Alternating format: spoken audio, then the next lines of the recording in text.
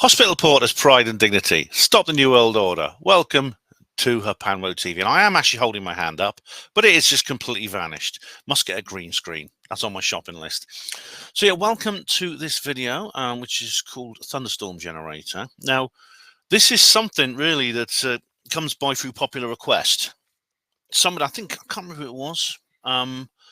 I think I know, I won't say, but somebody specifically asked me to cover this subject. Now, I have actually covered this subject before, briefly, in the film I made called Meadows, where I went to the Stairway to the Stars conference in Las Vegas, USA.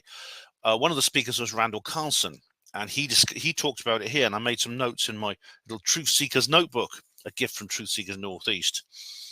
Yeah, talked about New Industrial Landscape, Free Energy Revelation on Joe Rogan Experience, Schauberger-like device, Rank-Hilsch Vortex Tube, Thunderstorm Generator Fuels London. All right, this is that's all I wrote. I remember I said more about it at the time because it close at the time I had the memory of that. But what I've done is I've actually gone and looked into some more details on other subjects and on other sources, and I found there's an awful lot online about this. A lot of it came out a long time ago, sort of late last year, not long before the conference where Randall was there. There's an interview with Randall actually just a few weeks before he spoke at that conference and revealed what he did. And he reveals information actually at Stairway that was not actually, he didn't actually talk about in this particular interview. You can find it. There's actually several copies of it. It's well, there's several interviews he's done. I'll just see if I can. I'll give you more details about that particular interview actually before we go any further, because I've actually deleted it because I've seen it. But I thought you might be interested to know what it is. It's actually called. It's on Danny Jones. That's the name of the YouTube channel. It's 2.25 hours long. Randall Carlson finally reveals. I'll show it to you. Ancient lightning bolt technology. That's what it's called. That's not a brilliant title because it's not quite exactly accurate, but it's very catchy. It's very catchy indeed. And what he's referring to is the Thunderstorm Generator is actually part of an entire system, which the Thunderstorm Generator is just one part of it. And this was actually revealed last year, shortly before Stairway. It was actually revealed where Randall was at the Tesla Tech Conference. Now, I'd like to go to that. It's Tesla Technology Conference. This was in Albuquerque, USA, and it looks very interesting from what I've seen. And what happened was, about a month before that, Randall Carlson and Graham Hancock got together again on the Joe Rogan Experience, and Randall went there with a load of other people for his interview with Joe. I can't remember if Joe and Graham were interviewed together. I think maybe Randall was interviewed separately. And he said he normally he gets on very well with Joe because he and Graham have been on loads of times. He and Graham are like regular guests on there. The Joe Rogan Experience has improved actually recently because Rogan has done the sensible thing and he's broke his ties with Spotify, so he started uploading to YouTube again. Something he should never have stopped doing in the first place. But he said that Joe was a bit belligerent. He said he was in attack mode. That's a quote.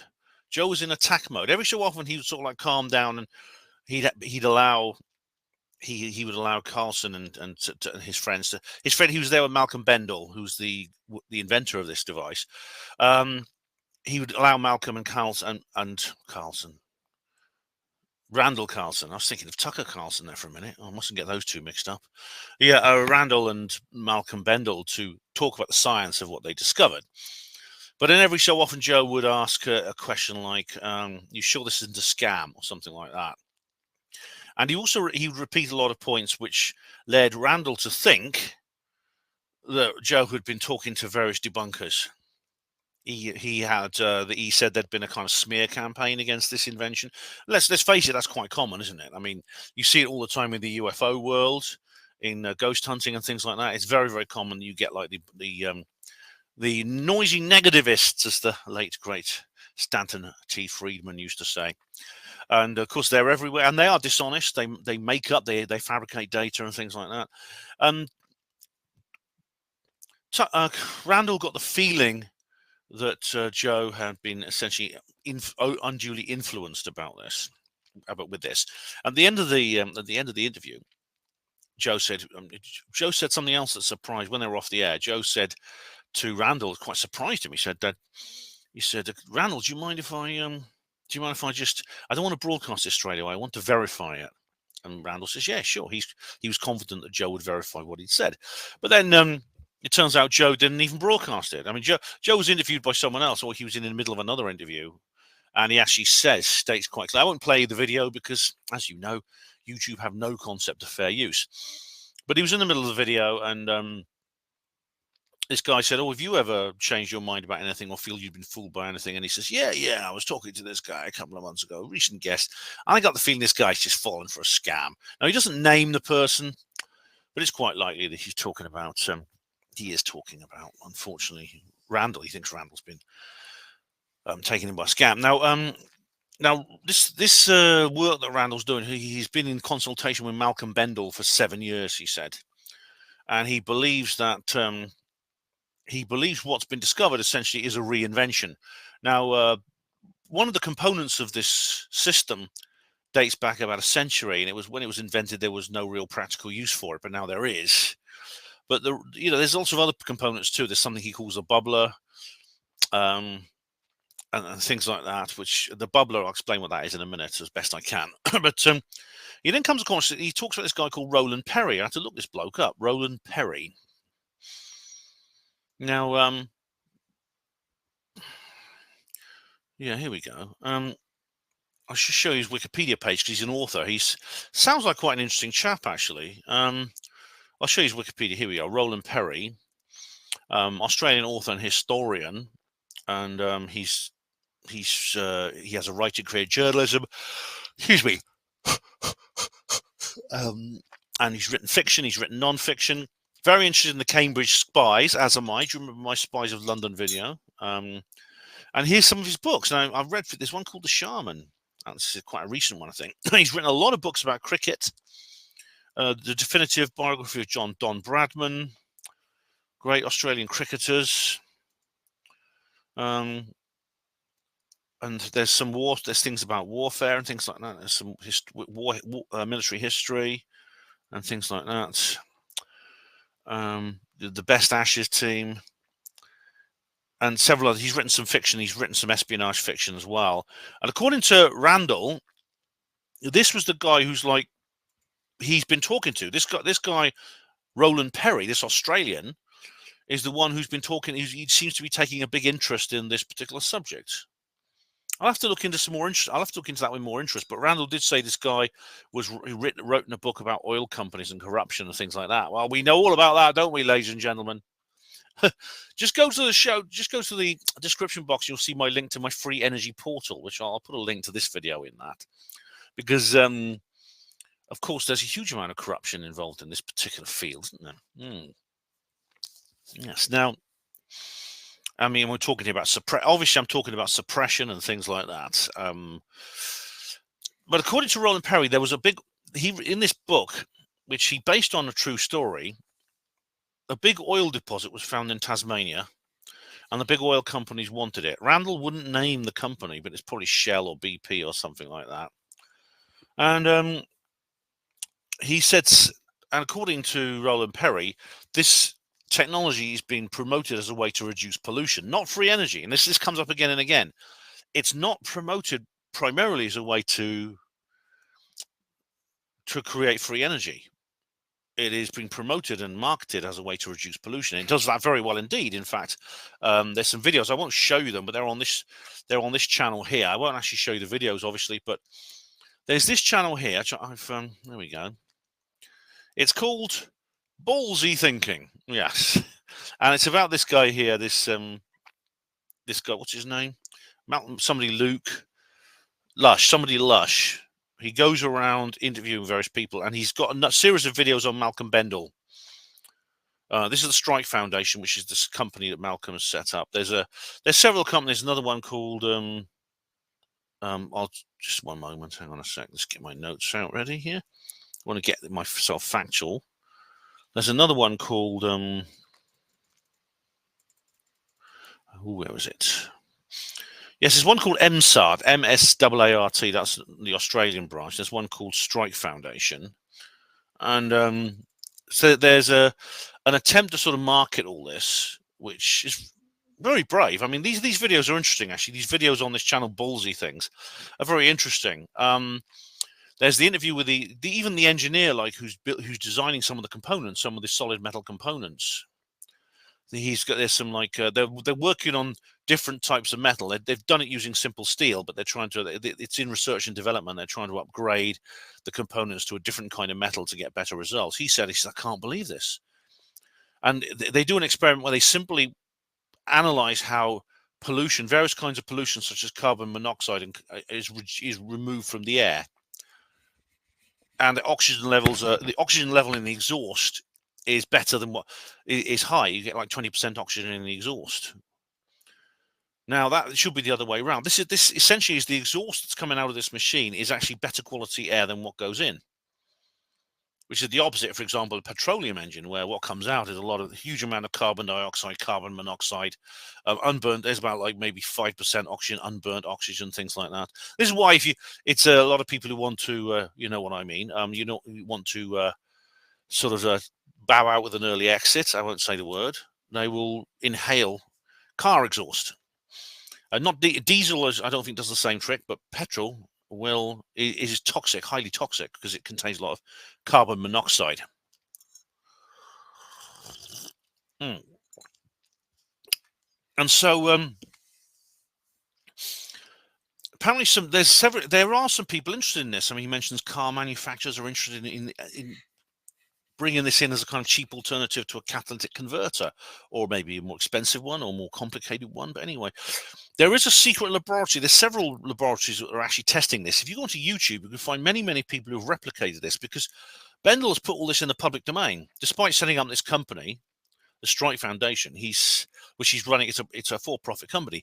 He has put this in the public domain. Now, I was very interested when I listened to Randall, because Randall showed some of these videos at Stairway, and he mentioned that there was a laboratory in West London, and the laboratory is actually basically it's a private residence, I think, where Malcolm lives in somewhere in London. I don't know, in West London. I don't know where exactly, but I thought to myself, why I'd like to visit that place. I don't know if they probably wouldn't let me in. Well, if it's someone's private house, I wouldn't want to go in, you know. But what happens is there's I'm not an engineer, so I can't probably explain this as well as some people can, but the way it works is through what they call plasmoids. Plasmoids is organized plasma, plasma being a state of matter, usually generated at very high temperatures, or with or matter undergoing a powerful electric current, for example. A lightning bolt is plasma, you know, and some light bulbs work by plasma. I think, and things like that. Now, I don't know exactly what kind of light bulb, but there's a certain type of light bulb that works with plasma. I think it's the arc light, because an electric arc is plasma. Now, what happens is plasma sometimes self-organizes in certain situations. I mean, it happens naturally with ball lightning. I mean, ball lightning is a bit of an anomaly. Actually, no one quite understands how it happens. But with very, very powerful electric discharges, such as a bolt of lightning, but it can be done artificially as well in a laboratory. I've seen ball lightning created in a laboratory, and I've interviewed Dr. Irina Scott talking about this. Under certain circumstances, a little ball of plasma appears at the location of this discharge. And there's several. I mean, you may have seen that video of one by a railway line, like this little lightning ball going along by a railway line. That's probably caused by discharge from the electric power lines, the power lines above the track, and the metal in the track itself. That's probably caused the discharge, which results in this ball lightning. As I said, how electric plasma forms into this ball, no one quite knows, but it does happen. There's no doubt black ball lightning does happen. It's been observed, it's been filmed. It's quite rare, but it still happens. And one thing that makes plasma turn into plasmoid is certain geometry. Now, the geometry has to be very precise. Interestingly, or it certainly has to. There's an optimum geometry with this system. In other systems, the geometry has to be very precise. Now, some of you who are familiar with the free energy issue may realize that there's a similarity to this on Victor Schauberger. Victor Schauberger was an Austrian forester who invented various devices which involved with water flow. And he invented a log flume, which didn't cause the logs to smash, because if he made the water flow in a certain direction, it created vortices, and which kept the logs from crashing into the side of the flume. He also invented an implosion vortex machine, which appeared to release a form of free energy, and he believed that fish do this naturally. And so there's mysteries associated with this, but then there's mysteries associated with electricity. You don't need to, and Carlson actually says this, you don't need to know how everything works to use it. As I said, with ball lightning, and there's lots of mysteries associated with electricity, but we still use electricity. I'm using it right now. So that's the kind of an argument with cold fusion. I mean, I've done a video called Martin Fleischmann Dies, which is a memorial to the guy who, the most recent person to publish cold fusion, along with his colleague Stanley Pons, and they were demonized for it. Andrew Johnson's said a lot about that, but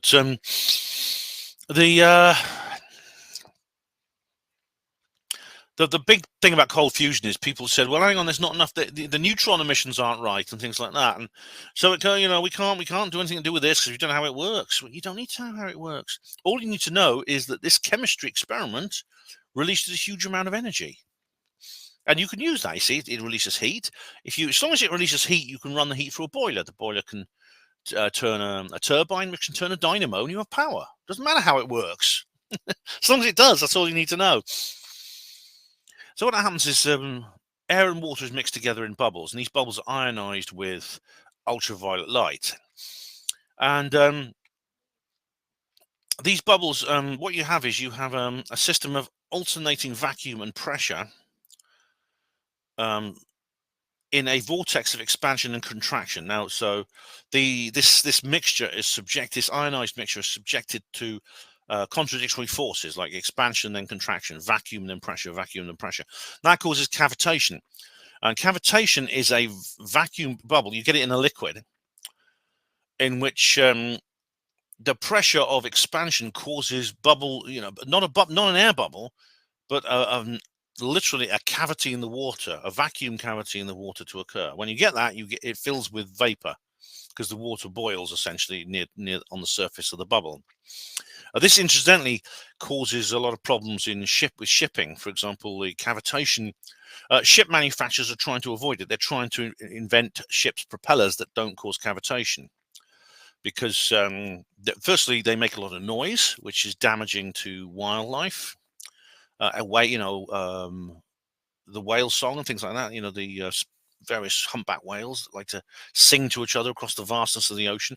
If there's too much background noise, they can't do that. They can't be heard. They can't hear each other. So ship manufacturers are trying to invent ships which have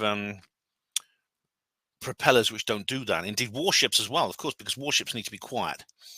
They need to be very quiet, so they can't be picked up by hydrophones. Other ships, aircraft, submarines are listening out for them with hydrophones. And so warships need very, very quiet propellers.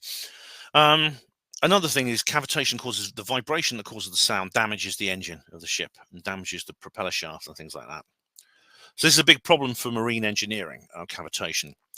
But in this particular system, it actually is the basis of how this system extracts its energy, because the vortex in the vacuum bubbles, there's like a kind of mini vortex in each bubble, which is like a kind of tornado-like structure, which goes in both directions. And where they meet in the middle, Carlson calls that a 0 point. Well, that is where energy is harvested. And the thunderstorm generator is the heart of this. There's this thing called a swirl chamber, and you'll see this in various pictures. Actually, I'll just show you a picture of one of these things. In fact, I showed you a picture in the intro. I've got another one here. where is it? I'll show you a picture, and I'll show you another picture with perhaps more, where you can see more of it. Actually, you can see it more clearly. Where is it? Try and find you a good example. It's slightly more illustrative. Yeah. Here we go. But there we go. This thing here is like there's the bubbler, right? This thing here is the bubbler, and it goes up through this mixture goes up through here. Then it goes into the Thunderstorm Generator. These are what's known as swirl chambers. Now this could either be a single sphere or it could be a pipe, a long thin chamber. I'll show you a bit more about how it works in a minute. But it could be either one of these things. In the swirl chamber, which is a tube or a sphere, you have this is where there's this strange vortex effect. Now, according to some people, this is just a way of cleaning the air. According to others, including Carlson, this is actually a source of energy. And he says that, in fact, the interviewer Danny Jones, he says, is this self-sustaining? Does this produce over? We know it's very efficient. In fact, the official line is this will increase the efficiency of petroleum engines enormously, whether it's a ship, whether it's a car, whether it's a power station.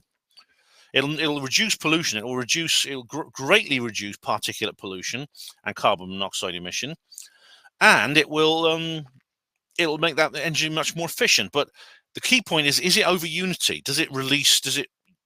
Does this 0 point effect in the cavitation actually release 0 point energy, which means that you get more energy out than you put in? And Tucker says, yeah, I mean, you need a conventional engine just to get the system going. You need a starter, essentially an ignition, which could be an electric motor or a petrol engine, and that's just to get the air to the temperature where it can generate plasma. That's it. I'll just show you the Wikipedia page of the vortex. Now this is the vortex. This is the basic vortex. This is the basic thunderstorm generator here. It's a Rank-Hilsch vortex tube, a mechanical device that separates a compressed gas into hot and cold streams. And the separation is enormous. In fact, the hot element can reach 200 degrees centigrade once it's concentrated into the vortex, and the cold can actually release -50. It has no moving parts and is considered environmentally friendly technology because it doesn't use any of the poisonous gases that refrigeration uses, conventional refrigeration that you get in an air conditioning unit or your fridge. So you see, this could be used for air conditioning. And this is a diagram of it. You see, basically the air goes in here, this yellow bit, and then one stream. Firstly, stream goes along towards the right from the entry chamber here into the right, and it gets gradually hotter and hotter and hotter while the cold air is extracted. And then the hot air then is removed through this valve here. This valve can move in and out. The hot air comes out this end, and the cold air goes into a separate vortex internally to the main vortex. So it goes around the middle inside the rotation of the first vortex that goes from left to right. Can you see this? You should be able to see this okay. Yes, you can. And it gradually gets colder and colder and colder. So it comes out the other end. Usually about -15 degrees sometimes. Sometimes it's colder. It could be temperatures of -58 degrees have been generated. This is really cold, bitterly cold. Obviously, that's too cold for air conditioning. But you could you could have a mini version which could just cool the air to the point where it's good for example, refrigeration, or unless you want it below 0 for freezing or for air conditioning. But apparently, it says it's not as efficient as air conditioning, and it says here it was invented in 1931 by George J. Rank, rediscovered by Paul Dirac, who's quite famous, in 1934 while searching for a device to perform isotope separation. All right, so you get this separation thing, isn't it? German physicist Rudolf Hilsch, since they improved the design, hence the name. And there's various other sources for it here. So that was its main application when it was invented almost 100 years ago. It says here, vortex tubes have a lower efficiency than traditional air conditioning equipment. They're most commonly used for inexpensive spot cooling when compressed air is available. Right. Current applications. Now, funnily enough, in this Wikipedia page, you can read this. It has no moving parts, and it says no toxic chemicals like for refrigeration, normal refrigeration users. Vortex tubes are used for cutting tools, so you could essentially the hot air could be used for welding and things like that, and for a forge, for melting metal in a forge. The vortex tube is well matched to this application. Machine shops generally use compressed air. A fast jet of cold air provides both cooling and the removal of chips produced by the tool. This eliminates or drastically reduces the need for liquid coolant, which is messy, expensive, and environmentally hazardous. Yeah. If a fridge, if the pipes at the back of your fridge break, get the hell out of there, because the liquid inside it'll evaporate and is toxic, and it's bad for the environment too. It causes ozone damage and things like that. There's nothing in this page here that mentions anything that Randall Carlson does. Nothing at all. But that's Pikiwedia for you, isn't it? That's Pikiwedia. Now, Malcolm Bendall has put this. He's done what's probably a lot of free energy proponents will say is the right thing. People like everyone from Dr. Stephen Greer to I don't know, many others is they often say do not attempt to patent this. If you attempt to patent this, you'll get knocks on the door from the Men in Black. Indeed, that's happened. I've described it fictionally in my own work. Jemima Digby, my character Jemima Digby in Roswell Revealed, which I talked about in a previous video. She gets a knock on the door from the Men in Black. They make her an offer she can't refuse. Anyone who does refuse it, then they move on from bribery to threats. And that's why it's called a thunderstorm generator, as you can see it, because it works like it's rather like a thundercloud. You see, it's interesting that, yeah. I don't know if there's a connection between this and the Hutchison effect. I know that Dr. Judy Wood and Andrew Johnson have talked about how certain weather conditions seem to release the same kind of energy as Hutchison discovered in his laboratory and what Dr. Judy Wood has observed at the World Trade Center. For example, the anti-gravity effects, things floating in the air, the strange matter alteration where, you find little bits of grass embedded in window panes, which shouldn't be possible. It's impossible normally, things like that. But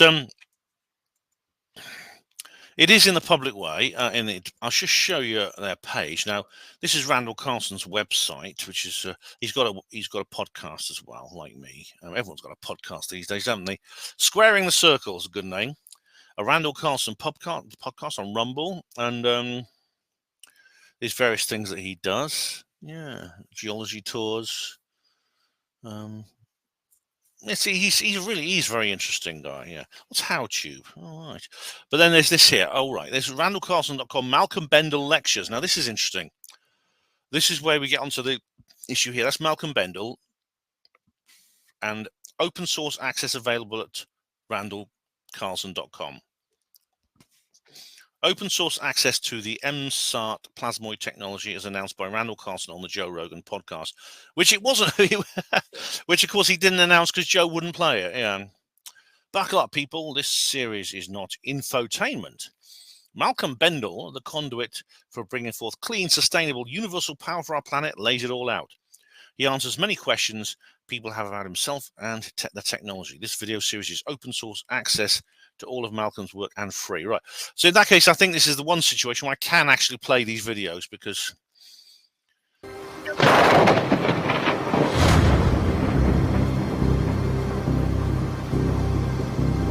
Cliff Tower created by Nick. I can actually show it to you myself right now. Let me just show you the Wardenclyffe Tower. I actually have a copy of it here. And here it is, right behind me. I've used this in some of my videos, you see. There it is. Should I keep that? That's good, isn't it? Yeah. It's easy. My hands still disappear. All right. Green screen, Ben. It's on your shopping list, yeah. Let's have a look at... So that's the Wardenclyffe Tower. This was created by Nikola Tesla. as an experimental power station for universal free energy. Unfortunately, and I think it was around about 1905, he did it. The Rockefellers, J.P. Morgan, and they all screwed him over, and so he ended up getting like a 49% share in his own company. And so, the first thing in 1917, Rockefeller demolished this. Well, it's one of my ambitions, actually, go to the place where this was in Wardenclyffe-on-Sea. So that's another thing I've got to do at some point.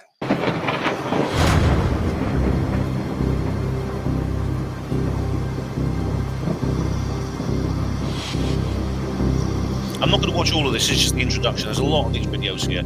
I'll show you how far they go. Look, there's about a dozen of these videos. Hello, or more. I'm Malcolm Bendall.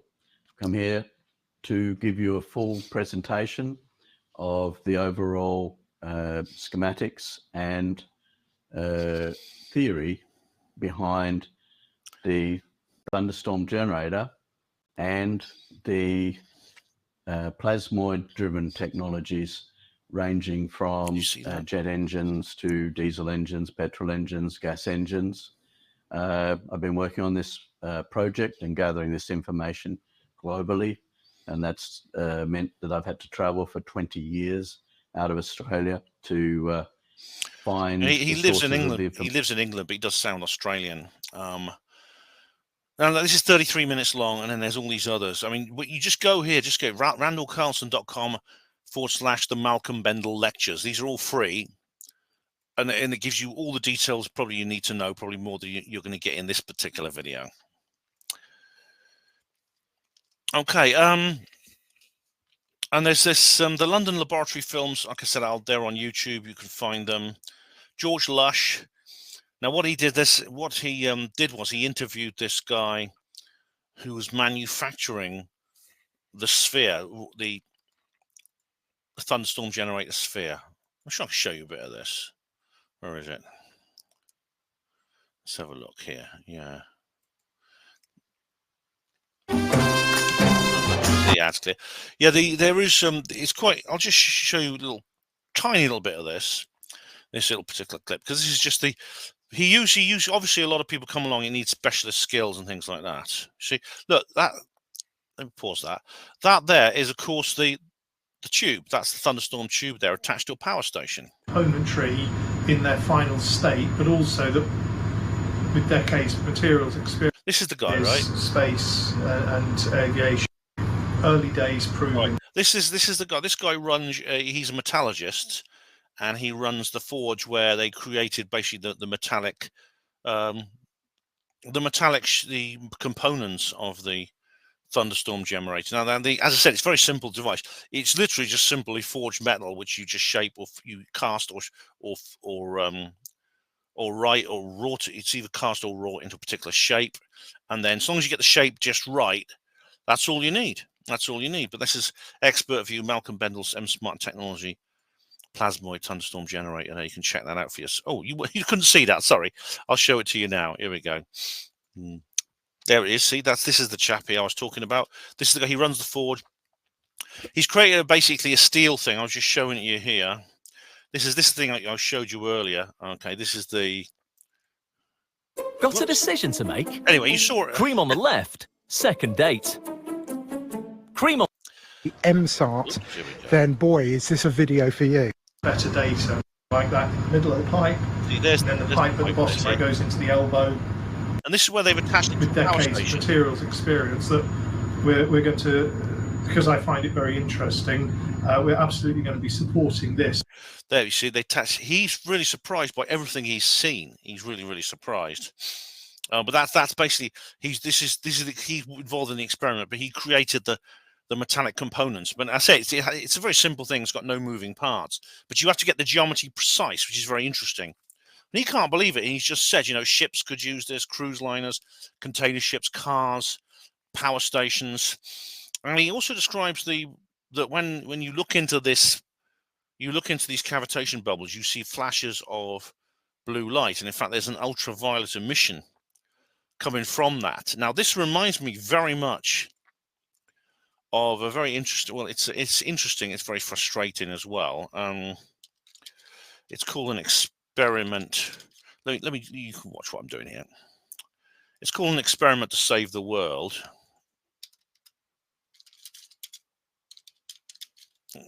Right. That's a very dramatic title. BBC Horizon. Yes, it is that bad. Yes, it is that bad. An Experiment to Save the World. But it's worth watching. As you see, I've given it a big thumb down there. But this is about basically this guy here, Russi Talyakan. He's a physicist who's researching sonoluminescence. Now, sonoluminescence is basically when you get these cavitation bubbles, and he's been experimenting with cavitation bubbles in liquid, you get like flashes of blue light. And he can see, very obviously, this is plasma forming inside the cavitation bubble. And it's very hot. It's millions of degrees. And he's claiming, he thinks that heat must have a nuclear source. In other words, it could be a form of fusion, like cold fusion. And one of its scientists, Russi Talyakan, claims to have found something that could be an even bigger breakthrough for mankind. Let's have a look. I'll show you a tiny few clips here. You put like they've repeated. Oh no, that's a little bit. Here we go. There's a scene where this is it. See, there's a scene where if I show you just a few seconds at a time, I won't get a strike for it. Again, this is fair use. But there's a scene where they talk about the cold fusion fiasco, the scandal, the terrible blunder that was made. No cover up, honestly. No, there was no suppression. No, they would say, "Oh my God, the cat's got out of the bag. How do we get it back in again?" Oh, I know, this way. It's anyway. Let's see what happens. Do something remarkable. That's the sonoluminescence there. First, it expands. You could actually do this simply with sound waves. Then it collapses, and this expansion and collapse. Just like with the Thunderstorm Generator. I think there's maybe a similarity here. Collapse happens so violently that vapor molecules trapped inside the bubble slam together and heat up so much that the bubble gives off an incredible burst of heat and light. There you go, see, yeah. Oh, it's really, what happens is, just to give you a summary of this guy Russi Talyakan,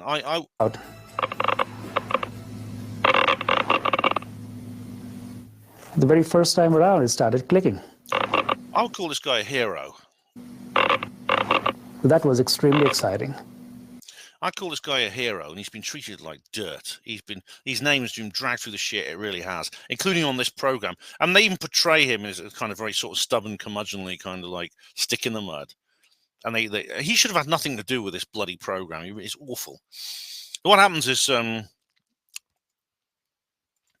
it's just slightly off topic here. What happens in this program is that there's a lot of controversy over the experiments he did about whether he really discovers nuclear fusion in this sonoluminescence.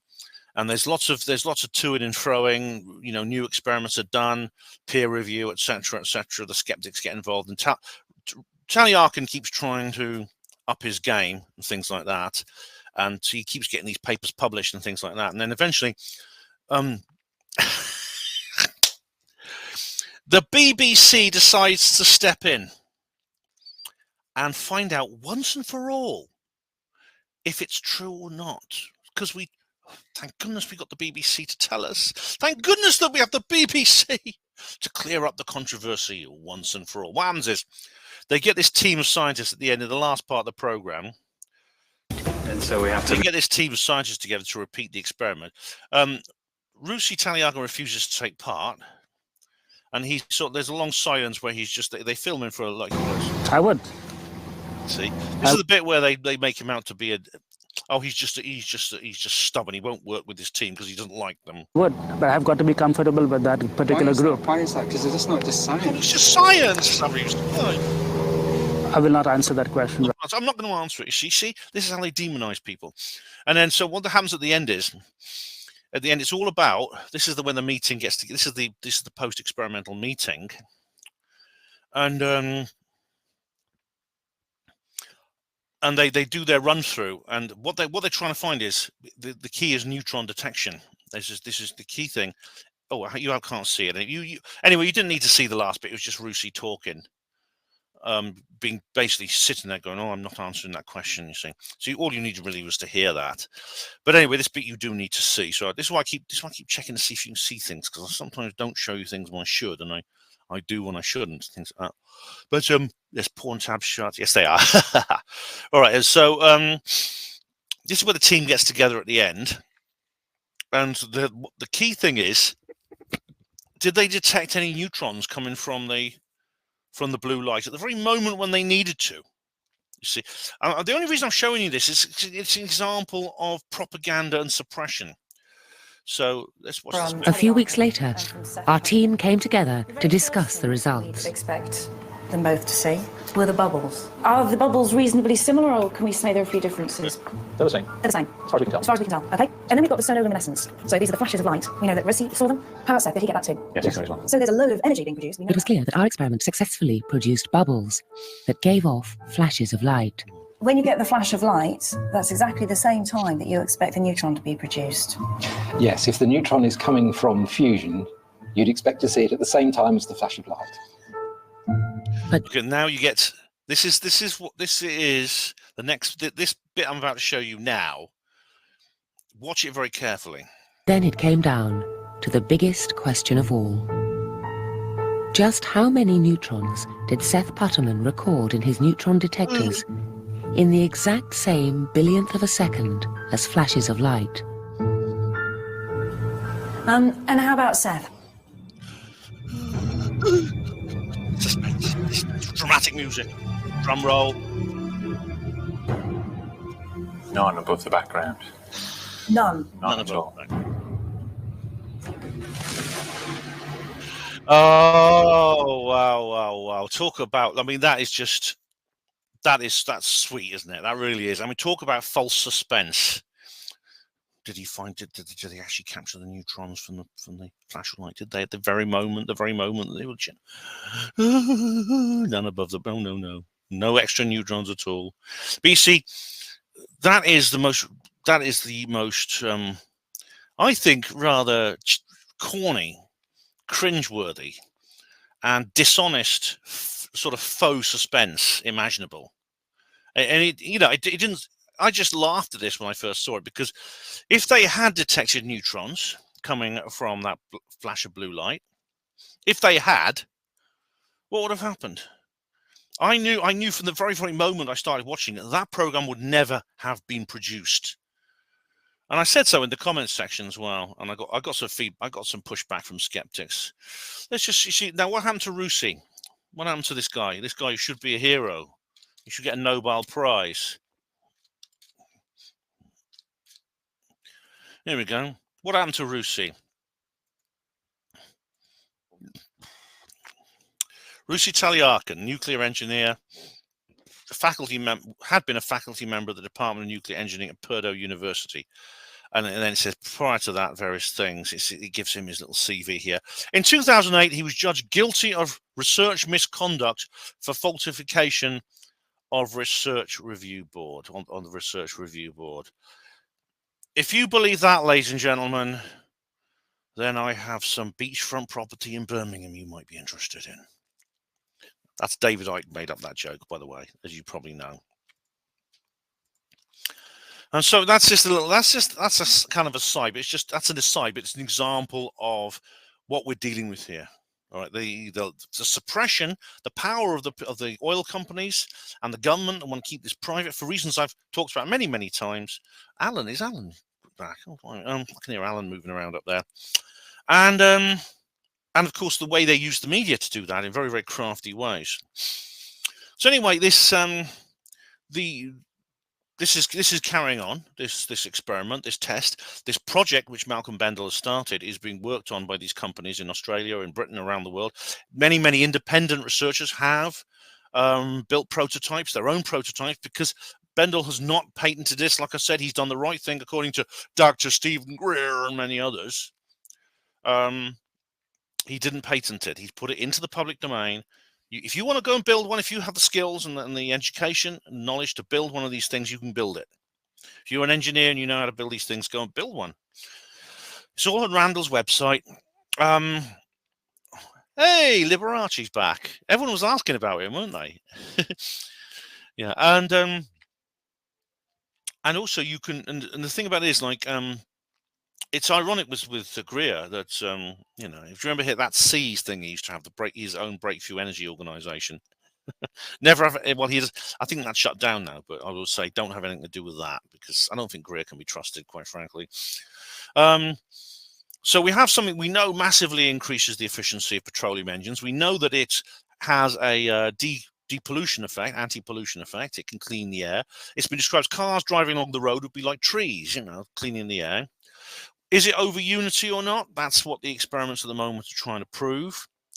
It can be retrofitted onto petroleum engines, so you can, as I've shown you some videos of it being put on a power station. It can be, there's some more videos you can find showing it being retrofitted onto diesel and petrol engines in a car. Also, their jet engine, I don't think that's been done yet, but it could be put on a jet engine for an aircraft, for example. Now, the geometry of the Thunderstorm generator is very important. It's actually, this is very much like Schauberger's tube. Now, Schauberger, if you remember, the key thing with Schauberger is that, especially with the vortex, especially with the implosion vortex tube, the pipe he used, which releases this energy from water, it has to be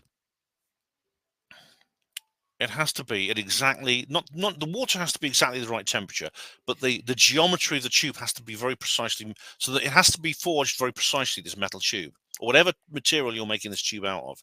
It has to be very carefully shaped. The geometry has to be exact. Also, the implosive force can be dangerous. He does mention, if you are going to build one of these things, do it with caution, because the implosive force of this collection of billions of cavitation bubbles actually forms a unity. He says he calls it a unity, where it operates essentially in a kind of like controlled way. It is kind of like I don't know what the word is, but it acts as almost like it self-organizes in like plasmoid form, and this implosive force can blow apart the pipe. It could hurt someone if they're standing close to it. I would say this is very interesting as well. The optimum angle of transition, that is the transition. There's a part of this tube called the transition rim, which is where the hot and cold fluids or gas are separated. The optimum angle they find through many experimentations, many different prototypes, many types of pipe is 51.84 degrees. Now, some of you, that might ring a bell, because some of you, especially those of you who are very into ancient mysteries, you know, fans of Randall Carlson, will. 51.84 degrees is the angle of the slope of the Great Pyramid relative to its base. Is that a coincidence, or is this connected to the Giza power plant thing? If you remember that, do you remember that unboxing video I did? It's the only unboxing video I've ever done. With some books. I had some books, and one of them was the Giza power plant, I think by what's the name of that author? I can't remember his name, but yeah, it's a very interesting book about the possibility that the Giza pyramid was actually used for generating energy by the ancient Egyptians. There's another thing. Malcolm Bendall uses the word Vajra to describe one of these components. It looks a bit like a pine cone, and it's like an advanced version of the sphere, the swirl vortex sphere. This is because it very closely represents something seen in ancient Indian art. A Vajra is a magical, it's a magical object wielded by the gods, like that you see these pictures of Indra holding the Vajra and things like that. So Malcolm uses that name, which indicates he has an open mind to.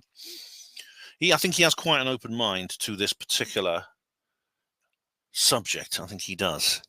That is the more esoteric elements to this. And if he's been talking to Tucker Carlson, I've done it again. If he's been talking to Randall Carlson for like 7 years, I imagine he'd have to be. So is this something reinvented from ancient civilization? Well, we know it is a kind of not a reinvention. It is it's a revision. It's like a resurrection of an invention from almost a century ago, which has various kinds of applications. But this is a new application for it. According to Randall, there are.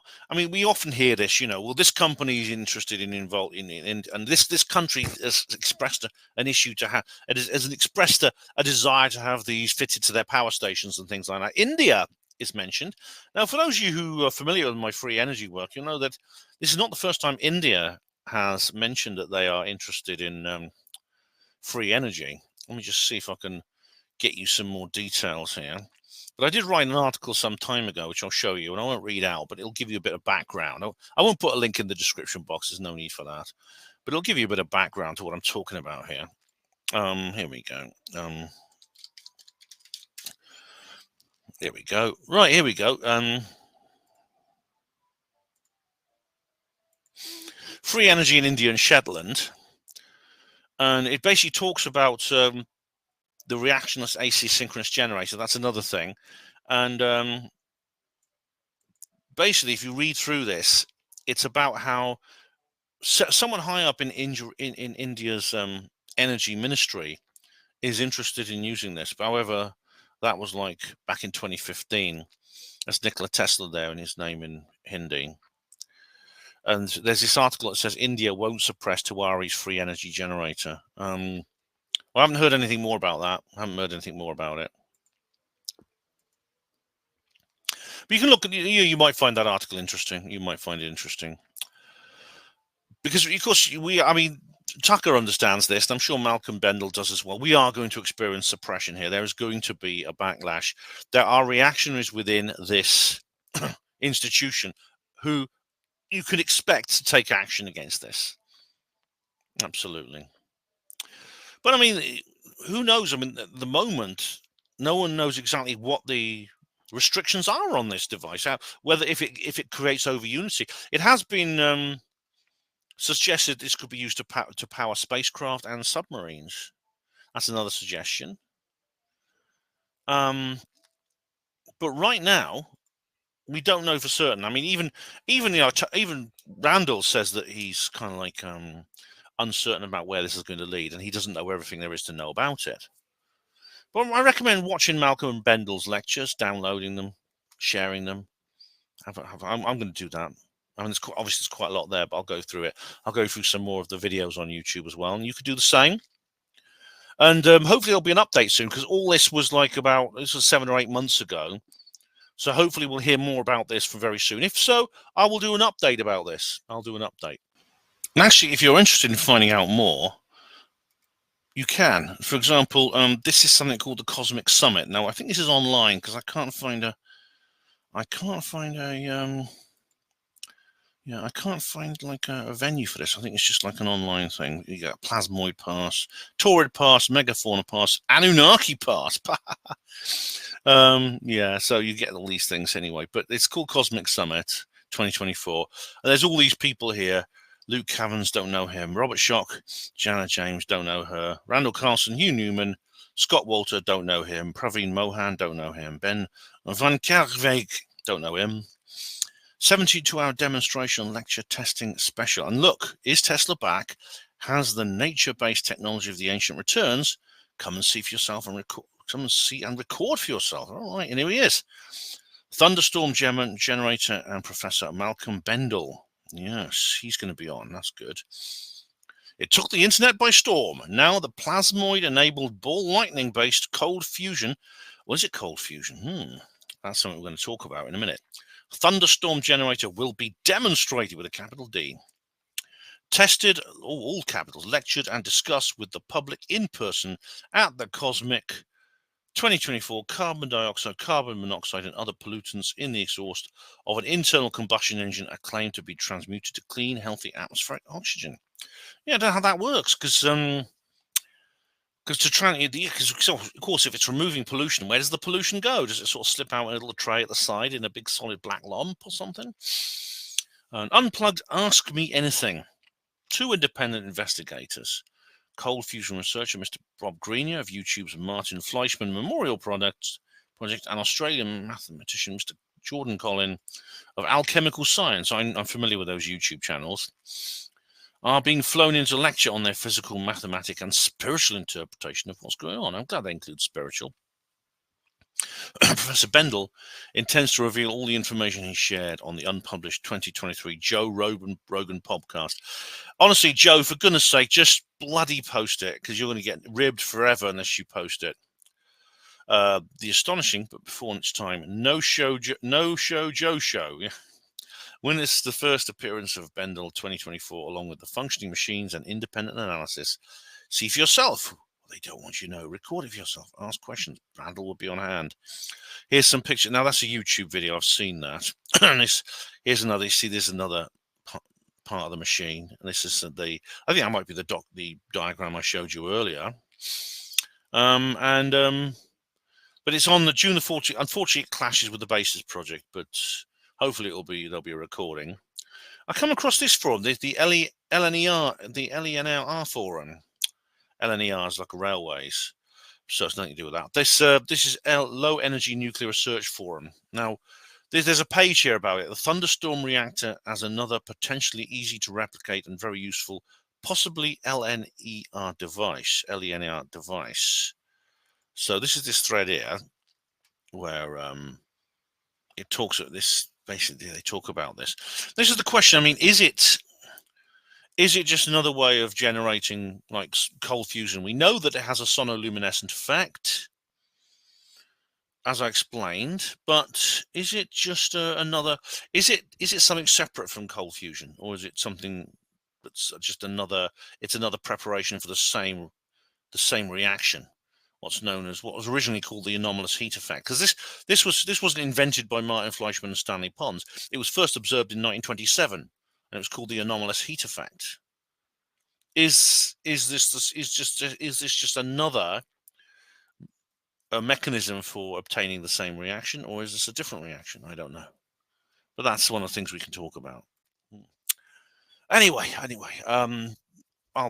I hope whoever it was, if it's the person I think it was, I can't remember exactly who it was, but I've got a feeling it's a certain person. I hope you enjoyed this video. This was a popular request. In fact, it was more than one person, I think, who actually mentioned that they wanted me to comment on this particular subject, so I have done so. I'm going to do a comment reply video, actually, and then, of course, I'm off to Contacts in the Desert, which I'll be away for about. I'll do another video before I go because I'm not leaving until next week, but I will do another video before I go, but then obviously I'm going to be away for a while, and so there'll be a little bit of a hiatus while I'm away. I'll be away for about 8 days, I think. I'm also, of course, going to the Basis Project conference as well. That's with 2 conferences in like it's almost as many weeks. I'll be doing a reportage from that too, and I've got several other videos up my sleeve as well, so stand by for those. Oh yeah, and it's just been announced there's going to be a general election on the 4th of July. So as long as you're not American and you're partying in the streets, that's great. Why so soon? Not very much notice either. Yeah, I mean, I'm surprised Sunak has done it this lately. He's done it so soon. Whether I'll, how I'm going to cover that and in how much detail, I don't know. But I probably won't do reports to the same extent I have done in past elections because, well, it's going to be a bit of a dog and pony show, isn't it? But maybe we'll think of something interesting to talk about with the upcoming election. Who knows? Anyway, thank you all of you for watching Hapanwo TV yet again. Come on. No, my hand is up anyway. Hospital Porters, Pride and Dignity. Stop the New World Order. Get a green screen, Ben.